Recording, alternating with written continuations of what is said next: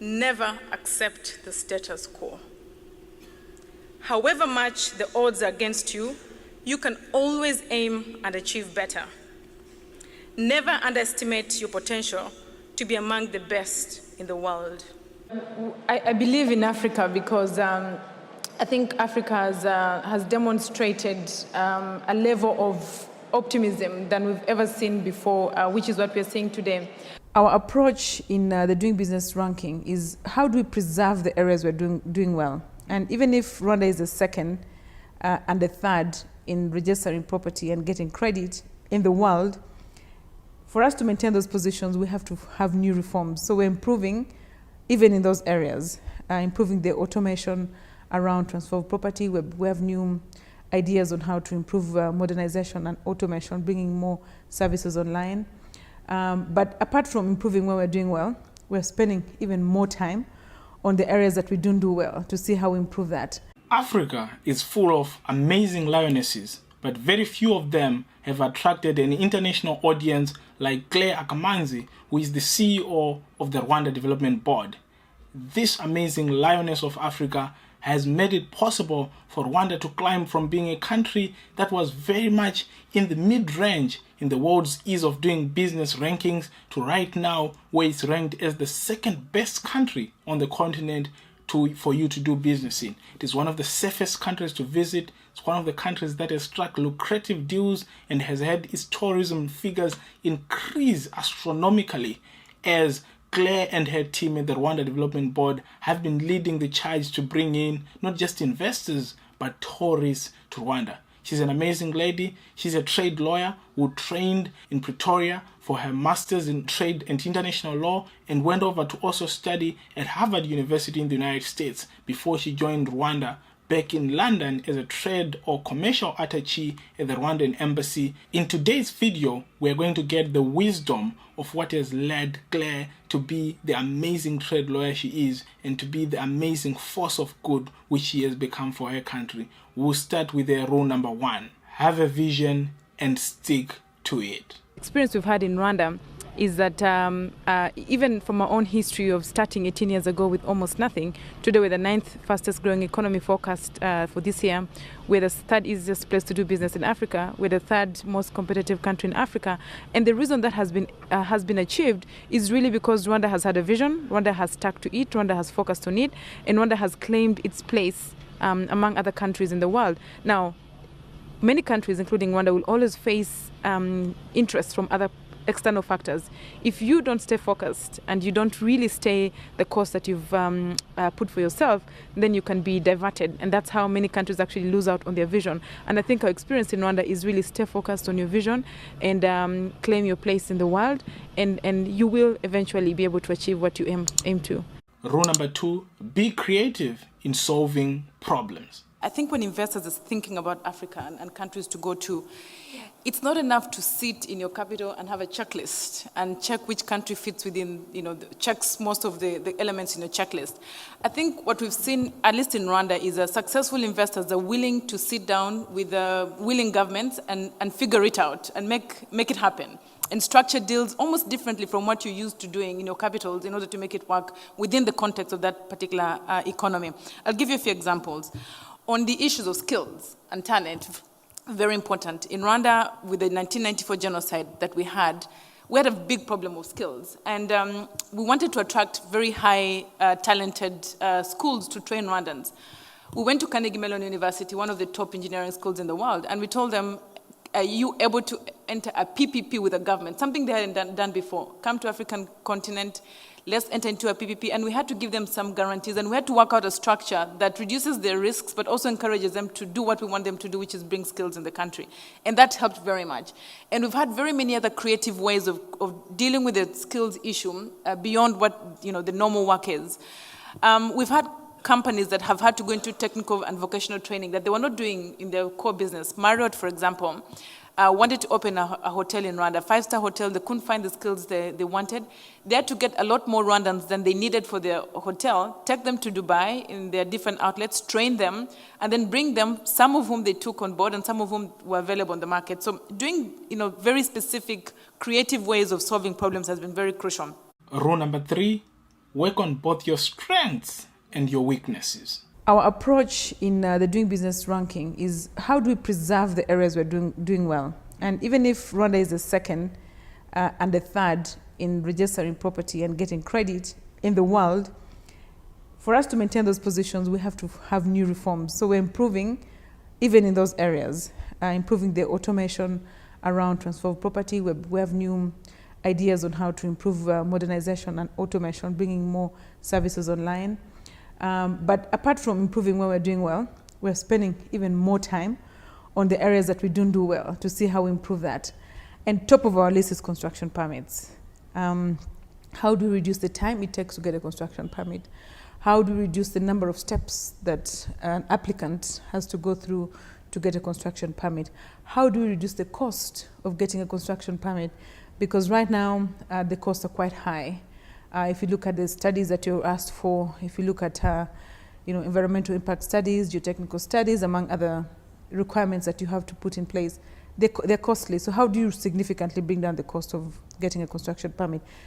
I think you'll see real results this year because we're focusing on that very much. Just like we're focusing on the other areas we're not doing well, like trading across borders, resolving insolvency, even starting a business. We want to see some improvement there as well. Rule number 4, never accept the status quo. Never accept the status quo. However much the odds are against you, you can always aim and achieve better. Never underestimate your potential to be among the best in the world. We refused the notion that Africa is dirty and disorganized. We reject the idea that Africa lacks the ability to rise and prosper on its own. Rule number 5, create partnerships to solve complex problems. Let me give you 3 other examples of some innovations we've seen in the country that have helped to solve problems. One of them is a partnership between government and a private American university called the Carnegie Mellon University. As you know, to spur economic growth using innovation, countries need the skills that should be available in the country. And so we did a PPP with Carnegie Mellon University to encourage them to come and set up a university in Rwanda, which they did, and which they're setting up to teach Rwandans and other African students, the kind of degrees they give here in Pittsburgh in computer science and engineering. And so, but for that to happen, it had to be a government to take some of the risk and to give some of the incentives for Carnegie Mellon to come to the country. Now, another example I want to give is something called Rwanda Online, which is a private company supported by government in partnership with a Singaporean company called Crimson Logic that is putting all services that government gives citizens on an online platform. And so that includes registration of businesses, transfer of land, registration of land, and that builds on a system that we put in place to create the digitization and registration of land in almost the whole country, because that didn't happen before. And that was very crucial because land was very informally used for agriculture. But then when you begin to register land in the country and put it online, you make it very easy for everyone, including farmers, to use their land as collateral to borrow money from the bank. And that has actually very much increased credit being given by banks to agriculture and to other areas because land can be used as a collateral. And that was only because we were able to register it, put it online, and then link the land registry with the mortgage registry in the banks and the company registry. And that, Rwanda Online innovation has been very helpful to actually solve that problem of land being able to support economic growth. So this is what we're doing, and hopefully the end result that we want to see is solutions that solve particular problems, whether it's in healthcare, agriculture, climate change, or whatever it is, but something that is very customized and practical for Rwanda. Rule number 6, believe in Africa.